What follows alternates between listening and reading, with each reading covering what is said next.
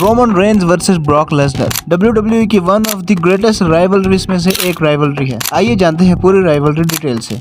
ये राइवलरी शुरू होती है 2014 के नाइट ऑफ चैंपियंस से, जहां ब्रॉक लेसनर जॉन सीना को हराकर first time WWE world heavyweight champion बन जाते हैं। और फिर आगे के एपिसोड में दोनों बेल्ट्स की यूनिफिकेशन हो जाती है और एक new WWE world heavyweight championship बनती है। फिर आती है 2015 की रॉयल रंबल, जिसमें जॉन सीना, सेथ रॉलिंस और ब्रॉक लेसनर के दरमियान एक ट्रिपल थ्रेट मैच होता है और ब्रॉक लेसनर वो मैच जीत जाते हैं। दूसरी तरफ 2015 का रॉयल रंबल मैच होता है, जिसमें रोमन रेंज 19 नंबर पर एंटर होते हैं। इससे पहले रोमन रेंज 2014 की रॉयल रंबल में बहुत ज्यादा डोमिनेट करते हैं और टोटल 12 एलिमिनेशंस भी करते हैं, लेकिन ये साल रोमन रेंज के लिए कुछ और ही था। आगे की स्टोरी नेक्स्ट पार्ट में।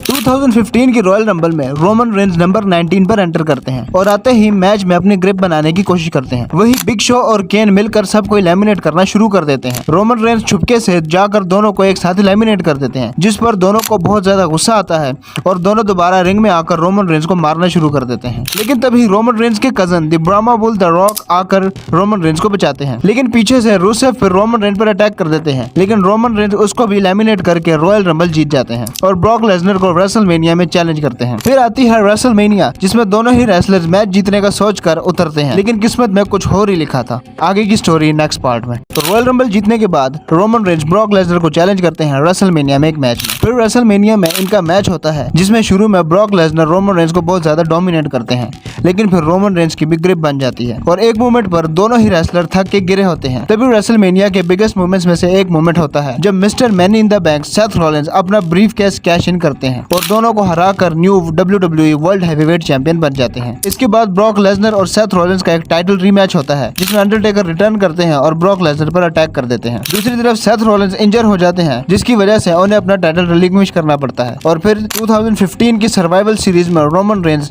डीन एम्ब्रोस को हराकर first time WWE world heavyweight champion बन जाते हैं। रोमन रेंज की ये टाइटल रेंज में बहुत ज्यादा बैड एस राइवलरीज भी होती हैं, लेकिन मैं वो आपको किसी और वीडियो में बताऊंगा। फिर आता है 2017, जिसमें ब्रॉक लेसनर गोल्डबर्ग, जो कि उस टाइम केविन ओवेंस को हराकर न्यू यूनिवर्सल चैंपियन बनते हैं, उनको रेसलमेनिया में एक मैच के लिए चैलेंज करते हैं और उनको हराकर फर्स्ट टाइम यूनिवर्सल चैंपियन बन जाते हैं। आगे की स्टोरी नेक्स्ट पार्ट में। रेसलमेनिया 2017 में ब्रॉक लेसनर गोल्डबर्ग को हराकर न्यू WWE यूनिवर्सल चैंपियन बन जाते हैं और 2017 में पूरा साल ही डिफरेंट ओपोनेंट्स को डोमिनेट करते हैं। और इसमें एक दफा फिर रोमन रेंज और ब्रॉक लेसनर का सामना होता है समरस्लैम में एक फेटल 4-वे मैच में, जिसमें ब्रॉक लेसनर जीत जाते हैं। उसके बाद आता है 2018 का एलिमिनेशन चैम्बर, जिसमें Roman Reigns, Seth Rollins, the Miz, alliance, Braun Strowman और दूसरे रेसलर्स को हराकर ये मैच जीत जाते हैं और फिर से ब्रॉक लेसनर को चैलेंज करते हैं for the universal championship eight WrestleMania. WrestleMania से पहले इनके बीच बहुत ज्यादा ब्रॉल होती है और एक दूसरे को बहुत ज्यादा डिस्ट्रॉय करते हैं। फिर आती है रेसलमेनिया, जिसमें ब्रॉक लेसनर 1-वे मैच में रोमन रेंज को क्लीन तरीके से पिन कर देते हैं और अपनी चैंपियनशिप रिटेन कर लेते हैं। आगे की स्टोरी नेक्स्ट पार्ट में। ब्रॉक लेसनर से रेसलमेनिया में हारने के बाद रोमन रेंज को फिर से एक चांस मिलता है अपने आप को साबित करने का। इस बार ये मैच होता है सऊदीया के ग्रेटेस्ट रॉयल रंबल के पेपर व्यू में, लेकिन ये सिंपल मैच नहीं होता बल्कि एक स्टील केज मैच होता है। इस बार रोमन रेंज मैच में डोमिनेट करते हैं और लास्ट में ब्रॉक लेसनर को एक स्पेयर मारते हैं और केज ही तोड़ देते हैं। रोमन रेंज की बॉडी ग्राउंड पर पहले लगती है, लेकिन रेफरी की गलती की वजह से ये मैच ब्रॉक लेसनर जीत जाते हैं। इसके बाद रोमन रेंज और बॉबी लैशले का एक मैच होता है और जीतने वाला ब्रॉक लेसनर को समरस्लैम में यूनिवर्सल चैंपियनशिप के लिए चैलेंज करेगा और ये मैच रोमन रेंज जीत जाते हैं।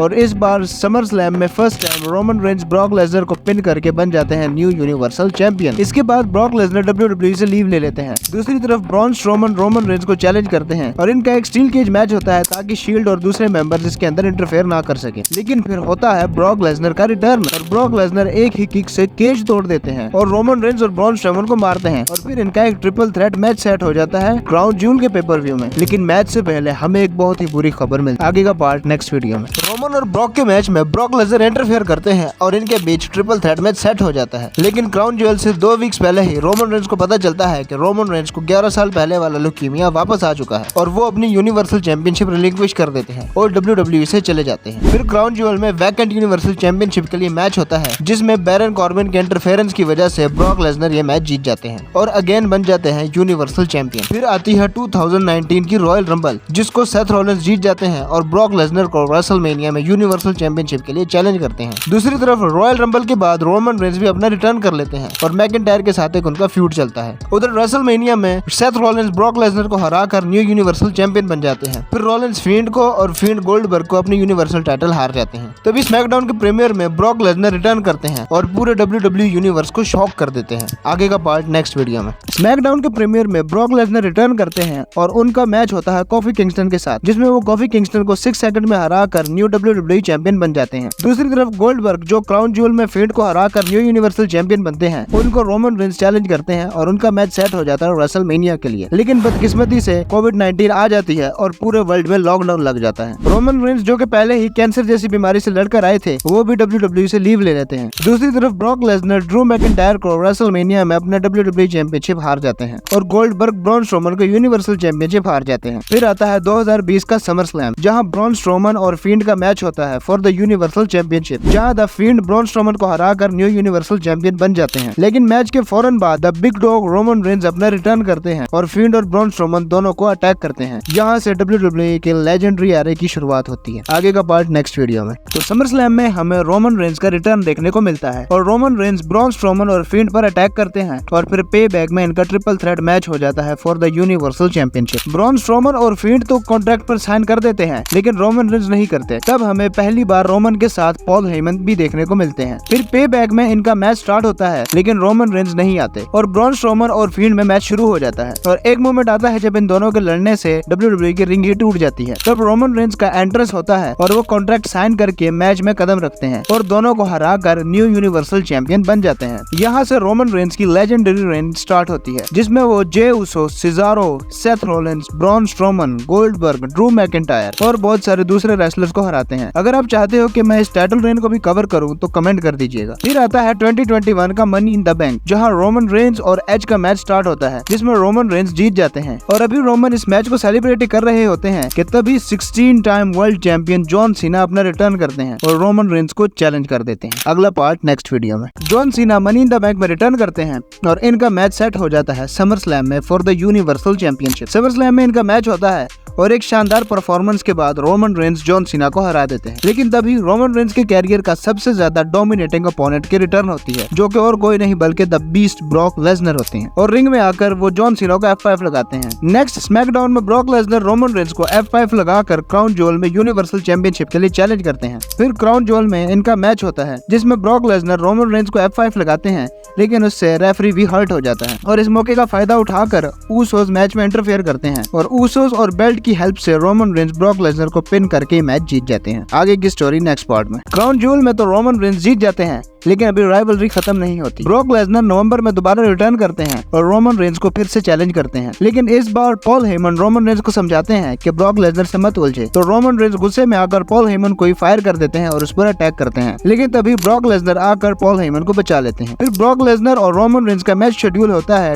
2023 के डे 1 पेपर व्यू में, लेकिन बीमारी की वजह से रोमन रेंस कम्पीट नहीं कर पाते। तो ब्रॉक लेसनर को WWE वर्ल्ड हैवीवेट चैंपियनशिप के मैच में डाल दिया जाता है, जो कि एक फेटल 4-वे मैच होता है, लेकिन ब्रॉक लेसनर की एंटर होने के बाद ये फेटल 5-वे हो जाता है और ब्रॉक लेसनर बिग ई को पिन करके न्यू WWE चैंपियन बन जाते हैं। डे 1 के पेपर व्यू में Brock Lesnar new WWE champion बन जाते हैं और उससे अगले ही वीक बॉबी लैशले ब्रॉक लेसनर को एक टाइटल मैच के लिए चैलेंज करते हैं, जिसे ब्रॉक लेसनर एक्सेप्ट कर लेते हैं और इनका मैच रॉयल रंबल में होता है, जहां पर पॉल हेमन ब्रॉक लेसनर को धोखा दे देते हैं और रोमन रेंस के इंटरफेयर की वजह से बॉबी लैशले ब्रॉक लेसनर को हराकर न्यू WWE चैंपियन बन जाते हैं। फिर उसी रात ब्रॉक लेसनर रॉयल रंबल में एंट्री करते हैं और अपने कैरियर में second time Royal Rumble match जीत जाते हैं। फिर उससे नेक्स्ट वीक रॉ में ब्रॉक लेसनर अपनी चैंपियनशिप की रीमैच की डिमांड करते हैं, तो रॉ के जनरल मैनेजर एडम प्रीस उनको next pay per view Elimination Chamber के मैच में डाल देते हैं, जहां ब्रॉक लेसनर सबको हराकर एक बार फिर न्यू WWE चैंपियन बन जाते हैं और रॉयल रंबल जीतने की वजह से रोमन रेंस को WWE हिस्ट्री के ग्रेटेस्ट मैच के लिए चैलेंज करते हैं, जो कि होता है champion versus champion title unification match at WrestleMania. आगे के वीडियो नेक्स्ट पार्ट में। ब्रॉक लेसनर रोमन रेंस को ग्रेटेस्ट मैच के लिए चैलेंज कर देते हैं रेसलमेनिया में, लेकिन उससे पहले Brock Lesnar Madison Square garden में एक डार्क मैच में कम्पीट करते हैं, जहां उनका मिस्ट्री ओपोनेंट होते हैं ऑस्टिन थ्योरी। लेकिन मैच के दौरान ही ब्लड लाइन ब्रॉक लेसनर पर अटैक कर देती है और रेसलमेनिया से पहले ही ब्रॉक लेसनर को स्टेटमेंट दे देती है। उससे नेक्स्ट वीक स्मैकडाउन में इनकी कॉन्ट्रैक्ट साइनिंग होती है, जहां पर ब्रॉक लेसनर सबको डिस्ट्रॉय कर देते हैं। फिर आता है रेसलमेनिया और ब्रॉक लेसनर और रोमन रेंस उतरते हैं एक champion versus champion title unification match में, जहां शुरू में ब्रॉक लेसनर सबको डिस्ट्रॉय करते हैं, लेकिन फिर रोमन रेंस की ग्रिप बन जाती है और रोमन रेंस ऊसोस और पॉल हेमन की मदद से ब्रॉक लेसनर को पिन कर देते हैं और 1, 2, 3 और हमें मिलते हैं new undisputed universal heavyweight champion Roman Reigns.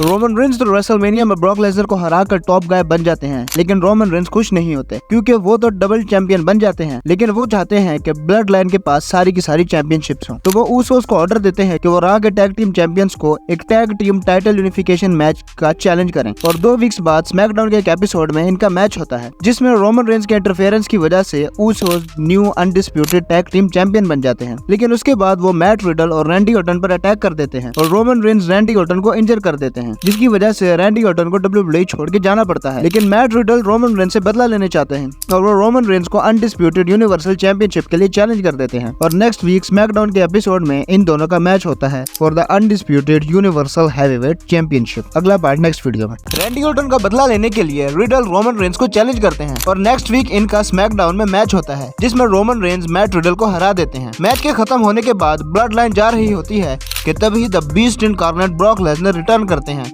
और रोमन रेंज को चैलेंज करते हैं समर स्लैम में। लेकिन इस बार इसमें कोई रूल्स नहीं होते, ये एक लास्ट मैन स्टैंडिंग मैच होता है। 2 वीक्स बाद जब ब्रॉक लेसनर फिर आते हैं तो फिर से पूरी ब्लड लाइन को तबाह कर देते हैं और फिर रोमन रेंज ब्रॉक लेसनर का चैलेंज एक्सेप्ट कर लेते हैं और यहाँ से शुरुआत होती है WWE की ग्रेटेस्ट राइवलरी की एंडिंग की। अगला पार्ट नेक्स्ट वीडियो में। रोमन रेंज और ब्रॉक लेसनर का समर स्लैम में last man standing match fix हो जाता है। फिर आता है समर स्लैम, जहाँ रोमन रेंज पहले अपनी एंट्री करते हैं, लेकिन इस बार ब्रॉक लेसनर अपनी एंट्री से सबको शॉक कर देते हैं क्योंकि वो ट्रैक्टर में एंट्री करते हैं और ट्रैक्टर के ऊपर ही चढ़कर ब्रॉक लेसनर एक प्रोमो कट करते हैं और फिर रोमन रेंज की तरफ माइक फेंकते हैं, जिसे रोमन रेंज बिना हिले कैच कर लेते हैं, जो कि काफी कूल मोमेंट होता है। फिर उधर से ही ब्रॉक लेसनर रोमन रेंज पर जंप कर देते हैं और मैच स्टार्ट हो जाता है। मैच में दोनों एक दूसरे को खूब मारते हैं और ऊसोस और पॉल हेमन भी इंटरफेयर करते हैं, लेकिन इस बार ब्रॉक लेसनर उन सबको भी धो डालते हैं। फिर ब्रॉक लेसनर अपने ट्रैक्टर पर चढ़ते हैं और पूरी रिंग ही उल्टा देते हैं, जिसको देखकर WWE फैंस पागल हो जाते हैं। लेकिन आखिरकार रोमन रेंज 4-on-1 एडवांटेज की वजह से ब्रॉक लेसनर को हरा देते हैं और वो होते हैं लास्ट मैन स्टैंडिंग। इसके बाद ब्रॉक लेसनर को मना कर दिया जाता है कि वो कभी भी रोमन रेंज को चैलेंज नहीं कर सकते। ऐसे WWE की one of the greatest rivalry की एंडिंग होती है। और वीडियो को लाइक करके चैनल को सब्सक्राइब कर दो।